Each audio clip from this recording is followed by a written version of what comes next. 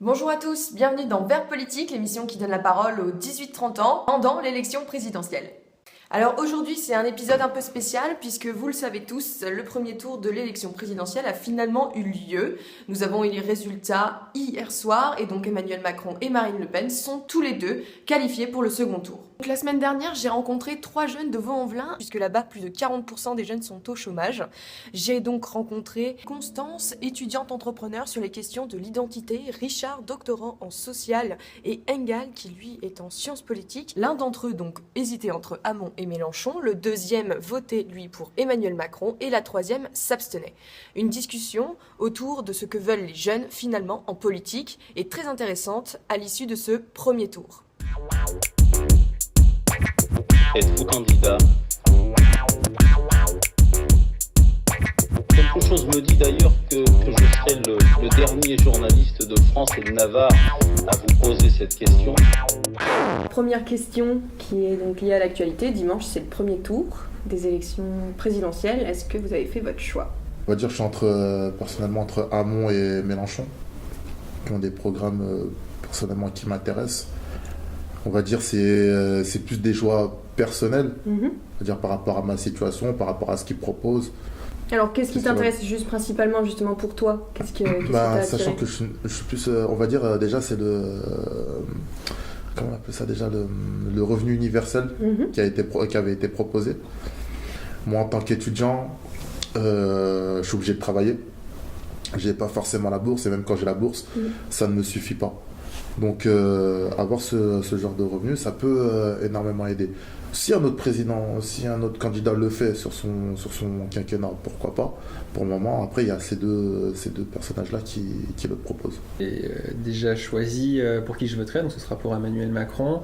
Je suis intéressé par la dynamisation de la société civile qu'il propose en lui donnant sa place, notamment via les candidatures aux législatives, mais aussi plus généralement en essayant d'ouvrir des espaces pour des processus ascendants où on consulte les gens et on essaie de construire avec eux. Ça a déjà beaucoup été proposé, mais il me semble que cette fois-ci on a des engagements concrets, notamment par rapport aux élections législatives et par rapport à la façon dont la campagne présidentielle a été menée jusqu'ici.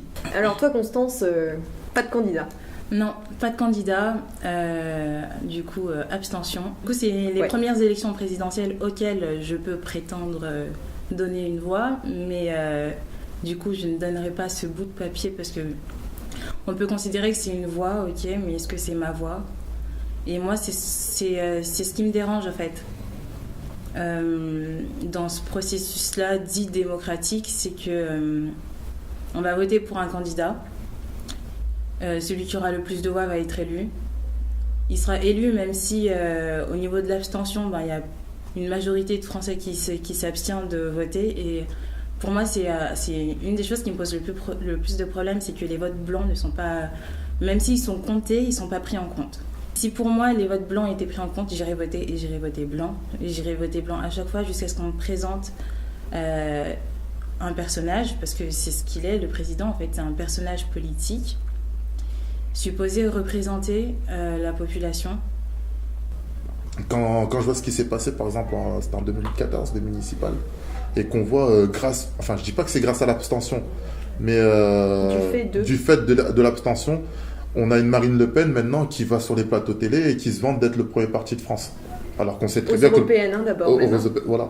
Et on sait tous très bien que le premier parti de France, c'est l'abstention. Et que si les personnes qui s'abstenaient allaient voter, le FN, on n'entendrait pas parler. C'est con et c'est bête d'aller voter contre. C'est toujours bête et con.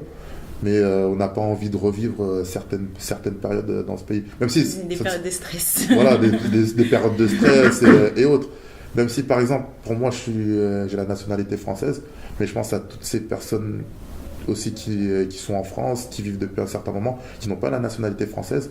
Ces personnes-là, elles vont en pâtir énormément. Alors qu'elles travaillent, ce sont des personnes honnêtes et autres. Elles vont en pâtir énormément. Certes, sur le choix des personnes pour qui je vais voter, c'est par rapport à ce qui me convient moi, mais par rapport au FN, c'est par rapport à toutes ces personnes-là auxquelles je pense. Je me dis, ces personnes-là, elles ne sont pas venues en France pour souffrir, comme on le dit sur Internet ces derniers temps. Rien de vivre dans une république qui se dit démocratique et d'en arriver là, Je me dis, mais il y a un sacré problème. Attends, on en arrive à voter pour éviter qu'une personne soit élue. Tu votes contre quelqu'un, tu votes pas pour forcément pour quelque chose, tu votes pas forcément pour des idées, tu votes pas forcément pour être réellement représenté, mais tu votes pour que ça ne passe pas, pour que ça n'arrive pas. Je rejoins on va dire l'intuition, le sentiment, la conviction finalement de pas vouloir laisser ma place aux autres et de pas vouloir laisser les autres décider à ma place et ensuite de me sentir quand même co-responsable de ça, puisque j'aurais fait le choix de m'abstenir et que comme concitoyen justement, alors je suis co-responsable de ce qu'on décide ensemble dans une élection. Dans ce qu'on décide et ensemble. je trouve qu'on est, une fois qu'on a dit ça et qu'on se dit qu'on veut aller voter, si on suit cette idée, je trouve qu'on n'est pas obligé non plus de forcément se dire qu'on va voter contre. Ça reste des idées. On peut aussi essayer de se demander quel est le candidat qui justement tient le mieux compte de ce qui rassemblerait les Français, tient le mieux compte de la diversité des positions, des initiatives, des propositions. Ouais, je pourrais justifier mon abstention par rapport à plein d'angles différents. C'est aussi l'angle plus global, c'est le fonctionnement de notre société. Et ça, fondamentalement, il n'y a aucun candidat qui prévoit de réellement réformer la société capitaliste, sexiste, raciste, classiste dans laquelle on vit actuellement. La réflexion que je propose là, c'est juste réfléchir sur le principe démocratique. Qu'est-ce que c'est réellement que la démocratie ? Quand on te demande ton avis une fois tous les 5 ans pour voter pour un candidat, l'Assemblée nationale, ok, tu vas voter pour tes députés, le Sénat, voilà, c'est les sénateurs, mais dans tout le dialogue qui se fait au niveau politique, où entre le Sénat et l'Assemblée nationale, ils vont voter des lois, à quel moment est-ce qu'ils demandent l'avis au peuple ? Genre, t'as voté, ok, t'as un candidat qui siège là-bas, mais... moi, je trouve ça aberrant que les référendums, ce ne soit pas quelque chose de systématique en France. Il y a une loi sur laquelle voter. Et ben, il faut que ce soit les citoyens qui donnent leur voix. Est-ce que je suis pour ? Est-ce que je suis contre ? Maintenant, il y a deux choses que je voudrais dire sur lesquelles je ne suis pas d'accord. La première, c'est pour ce qui est de rendre le pouvoir au peuple. Je pense que le référendum, c'est souvent la fausse bonne réponse. Parce que ça pose des questions binaires, oui, non, c'est souvent très réducteur du débat, sans compter que c'est instrumentalisé pour ou contre le gouvernement.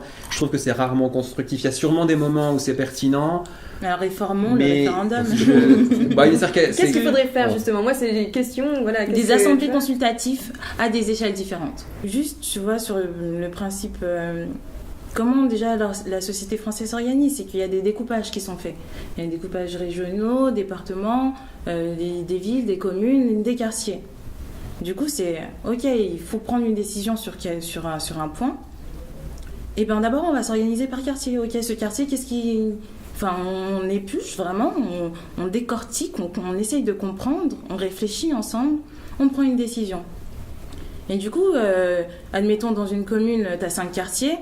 De ces 5 quartiers, tu as une personne à chaque fois qui va du coup porter la voix de son quartier.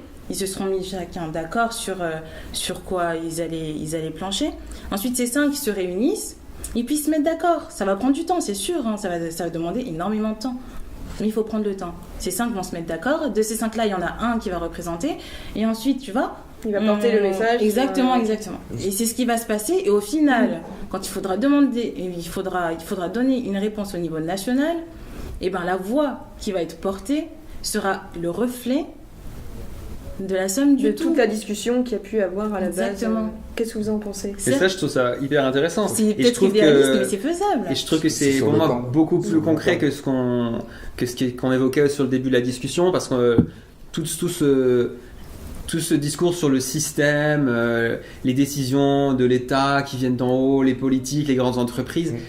Je dis pas que ça a aucune pertinence, mais ça nous aide pas beaucoup sur le concret et ça nous donne pas des idées sur quoi faire. Et donc si on repart du terrain local et qu'on se dit comment on se réunit ensemble autour d'un projet, alors ça n'a même pas besoin d'être par une institution politique, ça peut être juste dire dans notre immeuble comment on gère l'organisation du budget de la copropriété, comment on gère nos propres déchets, composteurs, est-ce qu'on met un jardin collectif, et on commence comme ça. Et on peut organiser un jour un marché dans notre commune, et tout d'un coup on change la façon dont on consomme.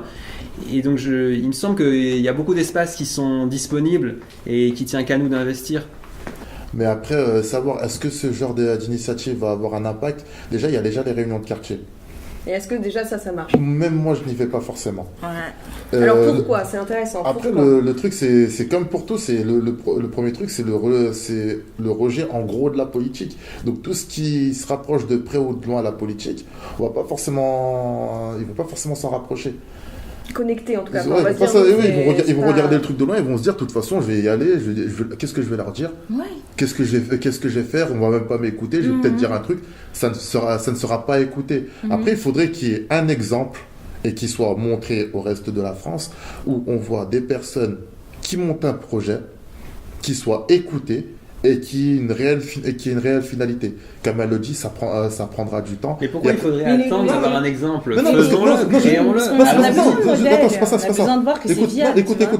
les gens, c'est ça, Ouais. ça le problème, c'est que, comme je t'ai dit, les gens, ils sont déconnectés de la politique, ils n'y croient plus.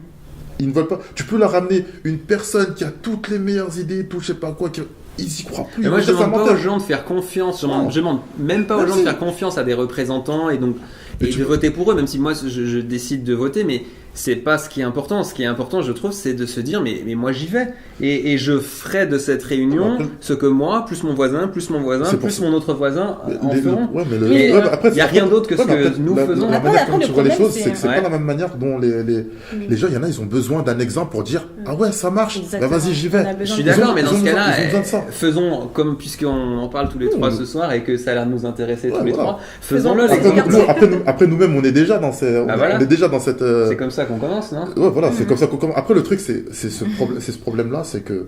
Et je vois ça aussi des fois dans des conférences et tout, qui vont parler de grands problèmes et tout.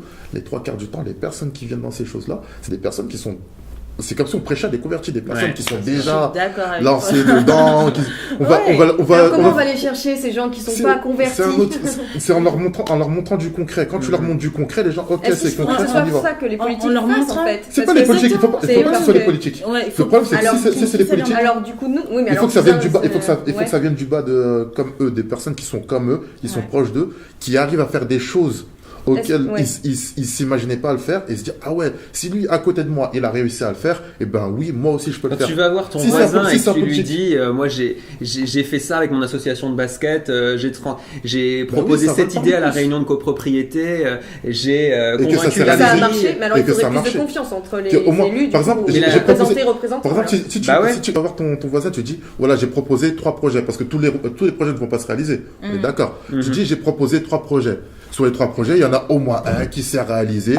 Et tu le vis toi-même au quotidien parce que voilà. Et ça je te sais fait pas, ça- croire en voilà, la chose. la personne, ah ouais, c'est vrai, c'est grâce à toi, là. Ok, bah moi aussi, j'ai tel truc en tête, bah vas-y, je vais y aller, là. Et tu boostes. Ça va prendre du temps, ça prendra peut-être 10 ans, 20 ans, 30 ans. Mais mieux vaut que ça prenne 10 ans, 20 ans, 30 ans que dans 200 ans, on soit encore au même point, là, devant des caméras, à se dire, ouais, qu'est-ce qu'on fait? Je suis d'accord.